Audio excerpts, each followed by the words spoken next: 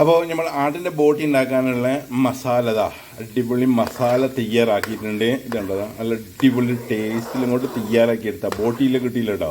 ബോട്ടി നമ്മളെ കുക്കറിൽ കിടന്ന് ഞാൻ കുക്കായി കൊണ്ടിരിക്കുന്നുണ്ട്. ഇപ്പോൾ കുക്കറിലുള്ളത് ബോട്ടി. അപ്പോൾ ഈ ബോട്ടി ഒന്ന് നല്ലോണം കൊണ്ട് കുക്കായി കഴിഞ്ഞിട്ട് നമുക്ക് എടുത്തിട്ട് ചെറുതാക്കി കട്ട് ചെയ്ത് ഞാൻ ഈ മസാലയിൽ കിട്ടണം. അപ്പോൾ മസാലയിൽ കിട്ട് റെഡിയാക്കി എടുത്തിട്ട് ബാക്കി കാണിച്ചു കേട്ടോ.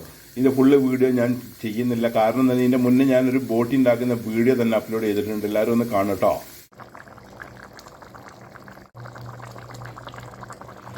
ഇപ്പം നമ്മൾ ബോട്ടി കുക്കറിൽ നിന്നൊക്കെ കുക്ക് ചെയ്ത് ഞാൻ ചെറിയ പീസാക്കി കട്ട് ചെയ്ത് ഞാനിതാ നമ്മളെ മസാലയിലേക്ക് ആഡ് ചെയ്തിട്ട് ഒന്ന് തിളപ്പിക്കുന്നുണ്ട്. നമ്മൾ ഒരു അരമണിക്കൂർ മസാലയൊക്കെ എടുത്ത് കഴിഞ്ഞൊന്ന് ബന്ധിച്ചാൽ മതി.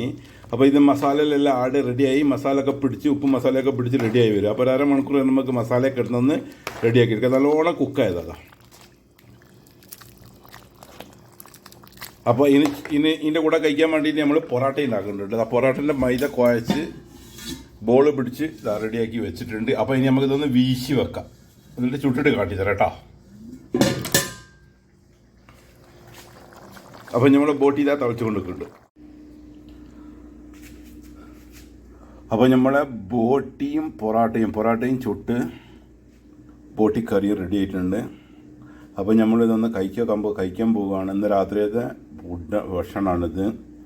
നല്ല അടിപൊളി ടേസ്റ്റുള്ള ബോട്ടി മസാലയും നല്ല സൂപ്പർ പൊറാട്ടയും. അപ്പോൾ അത്രയൊക്കെയുള്ള വീഡിയോ നിങ്ങൾക്ക് ഇഷ്ടപ്പെട്ടാലൊന്ന് ലൈക്ക് ചെയ്യാനൊന്ന് സപ്പോർട്ട് ചെയ്യുക.